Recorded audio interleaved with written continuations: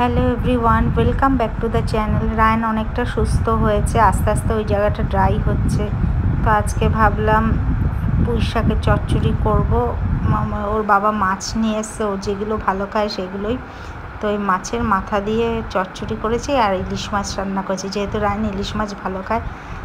তা পুঁই শাক দিয়ে মাছের মাথা দিয়ে আমি রান্না করছি। সেটা পেঁয়াজ ভেজে নিয়েছি আর ফোড়নে দিয়েছি লঙ্কা, জিরে, গোটা জিরে আর পেঁয়াজটা ভেজে আদা রসুন দিয়ে ওটা ভালো করে ভেজে নিয়েছি। তারপরে জিরের গুঁড়ো, ধনের গুঁড়ো দিয়ে মশলাটা কষিয়ে নিয়ে তারপর পুঁই শাকগুলো দিয়ে দিলাম, তারপর ঢেকে দিলাম। আর দুটো বাতাসা দিয়েছি, একটু মিষ্টি মিষ্টি হলে ভালো লাগে, তাই জন্য বাতাসাটা দিয়েছি। এবার পুঁই শাকটা দিয়ে ঢেকে দিলাম, মানে হলুদ নুন দিয়ে একটু ঢেকে দিলাম, তাহলে সফট হয়ে যাবে আর জলটা বেরিয়ে আসবে।